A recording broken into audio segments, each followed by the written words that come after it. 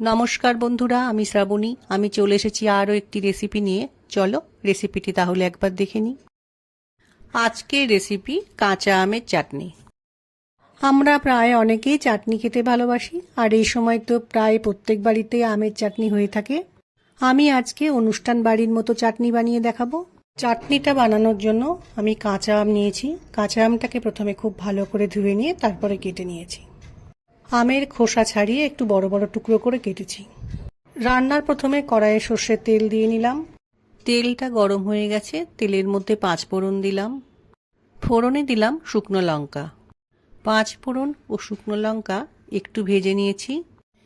এখন তেলের মধ্যে কেটে রাখা আমগুলো দিয়ে একটু হালকা করে ভেজে নেব।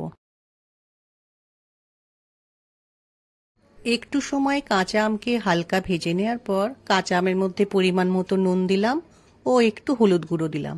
এখন নুন ও হলুদ গুঁড়োকে আমের সাথে মিশিয়ে নিয়ে আমি একটু সময় রান্নাটা করে নেব। এবার আমি আমের মধ্যে পরিমাণ মতো জল দিয়ে দেব। আমের মধ্যে জল দেওয়ার পর ভালো করে একটু মিশিয়ে নিতে হবে। আমে জল দেওয়ার পর ঝোলটা যখন ফুটবে তখন গ্যাসের ফ্লেমকে লো করে একটু সময় রান্নাটা হতে দিতে হবে। এই চাটনির আম বেশি গলে গেলে খেতে ভালো লাগে না, একটু সেদ্ধ হয়ে গেছে। আমি এখন পরিমাণ মতো চিনি দিয়ে আমের সাথে ভালো করে মিশিয়ে নেব।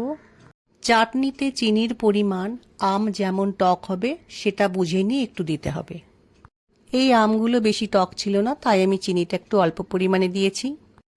আমি এখানে একটু মশলা নিয়েছি, গোটা ধনে, মেথি, মৌরি আর শুকনো লঙ্কা। এগুলোকে আমি তাওয়াতে ভেজে নিয়ে গুঁড়ো করে একটা মশলা বানিয়ে নিয়েছি। এটা আমের চাটনিতে দিয়ে দিলাম। আমের চাটনি হয়ে গেলে তখন এই মশলাটা দিয়ে ভালো করে মিশিয়ে নিলে আমের চাটনির স্বাদটা কিন্তু খুব ভালো হয়। এই চাটনিটা খেতে কিন্তু একদম অনুষ্ঠান বাড়ির চাটনির মতো লাগে, খুব ভালো স্বাদ হয়। আশা রাখছি আজকের ভিডিওটা তোমাদের ভালো লেগেছে। রান্নাটা ঠান্ডা হওয়ার পর আমি একটা পাত্রের মধ্যে ঢেলে নিয়েছি। যাদের চাটনি খেতে ভালো লাগে তারা এইভাবে আমের চাটনি বানিয়ে দেখো, খেতে বেশ ভালো লাগবে।